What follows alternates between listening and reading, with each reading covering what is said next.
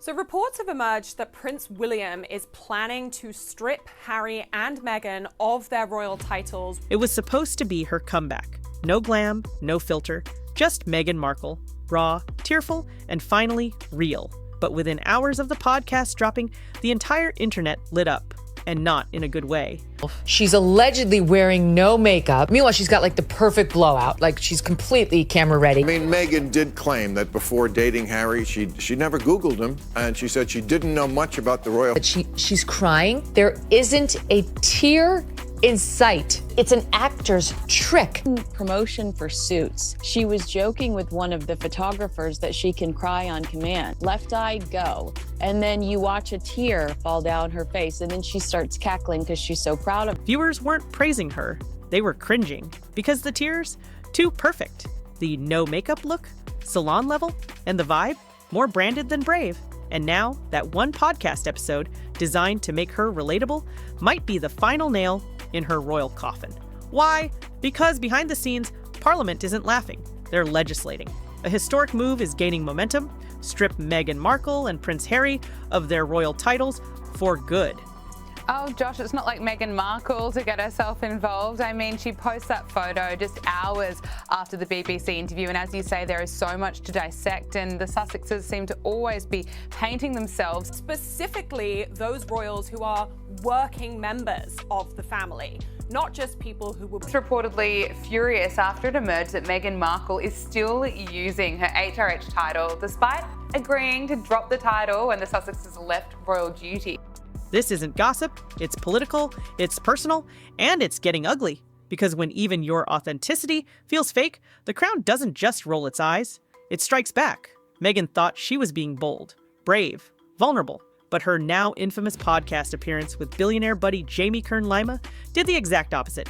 Marketed as authentic Meghan, stripped of makeup, ego, and filters, the episode landed like a scripted reality show gone wrong. Her voice cracked. She cried on cue.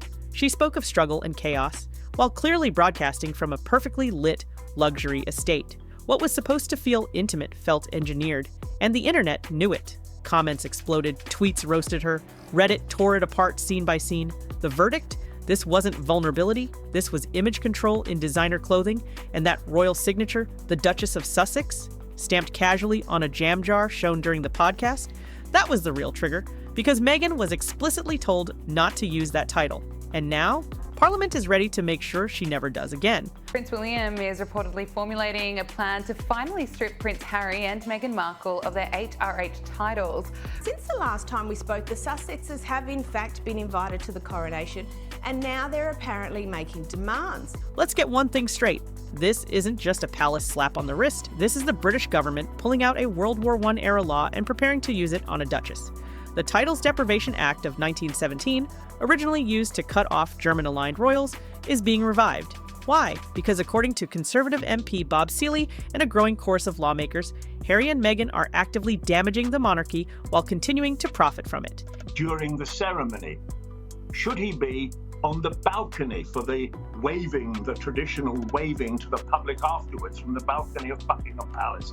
And the podcast, it was the final straw.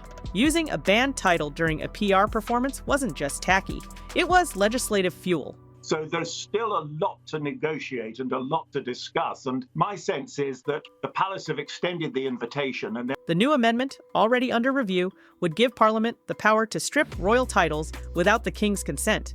No more waiting, no more diplomacy, just action. And Meghan's podcast didn't help her case. It made it for them.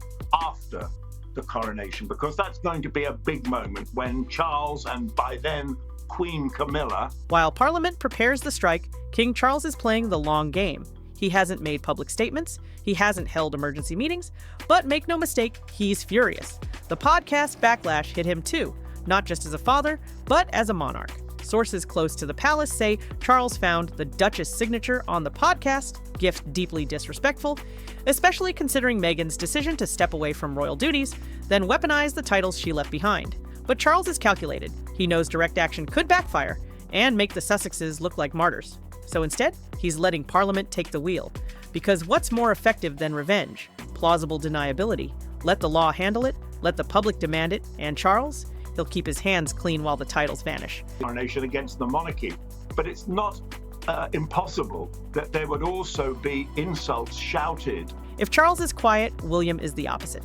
According to multiple palace insiders, Prince William is pushing for total title removal. Why? Because he sees the podcast and the entire Meghan PR tour as a betrayal of the crown, of the late Queen's legacy, and of the very institution that gave Harry and Meghan their global platform. Behind closed doors, William has reportedly urged senior aides to support Parliament's move. He's also pushing for a complete freeze on royal event invitations. No balcony waves, no ceremonial invites, no royal handshakes. To him, this isn't just about titles. It's about accountability. And after years of watching his brother and sister-in-law throw darts at the monarchy from a Montecito mansion, William is ready to return fire. The future king doesn't want drama, but he's not afraid to drop the guillotine either. The podcast could have disappeared like most PR flops. But this one didn't. Why? Because the backlash became fuel for Parliament's legal fire. Social media clips went viral. Meghan fake crying on cue, her glam, no makeup look, and a friend fawning over her like she was a saint. Memes flooded TikTok. Twitter called her royal fakist. Even diehard fans started side-eyeing the whole act. Because Meghan didn't just try to be relatable, she tried to be above criticism while claiming to be vulnerable. And Parliament noticed. What they saw wasn't just bad optics. It was strategic exploitation of a title the crown had graciously allowed her to keep. Now, that grace is gone. Because when your truth becomes a punchline, even the crown gets tired of pretending. The polls are brutal. 62% of Britons now say it's time to revoke the Sussexes' titles, a number that's climbed rapidly since the podcast aired.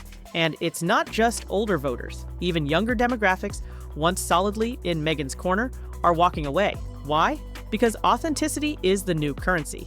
And Meghan's podcast made her look bankrupt. She claimed to be overwhelmed by parenting while living in a 16-bedroom mansion. She said she wanted to heal while promoting a product line. She sent emotional letters to her toddlers as a flex, not a confession. Everything felt scripted, everything felt fake. And in today's world, faking it is the fastest way to get canceled. For Parliament, the message was clear. The public is done.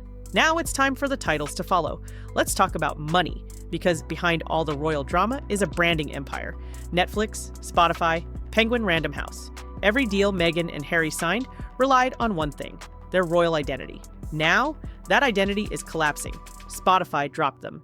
Netflix is pulling back. Book sales are plateauing. And with Parliament on the verge of title removal, their entire Duke and Duchess brand is on life support. Even Meghan's lifestyle products, from jam jars to dried flour eggs, are being roasted online. One viral tweet read, "She can't zest a lemon but wants me to buy her artisanal strawberry chutney." The illusion of prestige is dying, and with it, the deals. Because the second Parliament strikes, the Sussexes become just another celebrity couple. No crown, no credibility. Just a brand built on borrowed titles, now repossessed. This wasn't supposed to happen. Not like this. Meghan Markle wanted control of her image, her voice, her story, but instead of reclaiming power, she lit the fuse that may burn down her entire royal identity. That podcast, meant to show the real her, exposed exactly what the public feared, that it's all an act. And the crown? It's done clapping politely.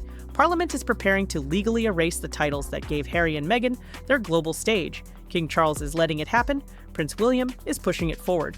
And the public is demanding it, because in the age of accountability, even duchesses get called out. So the question now isn't, will they lose their titles?